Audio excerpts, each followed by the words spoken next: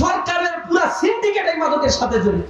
সিলেটের ডিসি কে প্রত্যাহার করছে কি কারণে? মাদকের বিরুদ্ধে জিরো টলারেন্স নীতি গ্রহণ করেছে এবং বলছে বাজারে কোনো মাদক চলবে না। একদিনের ব্যবধানে তাকে স্যাক করা হয়েছে। সরকারের পুরো সিন্ডিকেট এই মাদকের সাথে জড়িত। লক্ষ লক্ষ কোটি টাকার ব্যবসা তারা নিয়ন্ত্রণ করে। সমাজকে তারা স্থিতিশীল থাকতে দেয় না, কারণ মাদক যারা গ্রহণ করে তারাই তাদের চালাবেলা আর শিষ্য হয়। প্রধানমন্ত্রী ব্লেম দেয় জামাত ইসলাম নাকি বলছে বাজেটে মাদকের দাম বাড়ানোর জন্য জামাত ইসলাম অখুশি। একটা ফেক একটা আইডি থেকে একটা স্টিকার কাট করা হয়েছে, এইটা দেখে প্রধানমন্ত্রী পর্যন্ত লজ্জা লাগে। একটা জাতির প্রধানমন্ত্রীর ব্যাপারে করুণা হয়।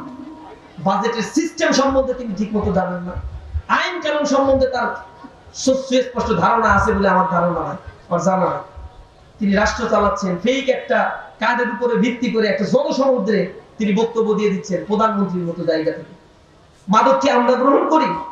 মাদকের ওই যে সংসদে দাঁড়িয়ে একজন এমপি অধ্যাপক মুজিবুর রহমান নায়েবে আমির জামাতের তিনি বলছেন যে মাননীয় স্পিকার, মাদকের দাম বাড়ায় মানে আমরা অসন্তুষ্ট না, কারণ আমাদের এখানে কেউ মাদক খায় না, মাদক খায় ওই পাশে তারা ওনারা, আমরা অখুশি হওয়ার কোনো কারণ নাই। নগদ নিয়ে এলো হার না মানা হার অফার। সর্বনিম্ন 10,000 টাকা রেমিটেন্স নগদে পাঠালে থাকছে স্বর্ণের হার জেতার সুযোগ।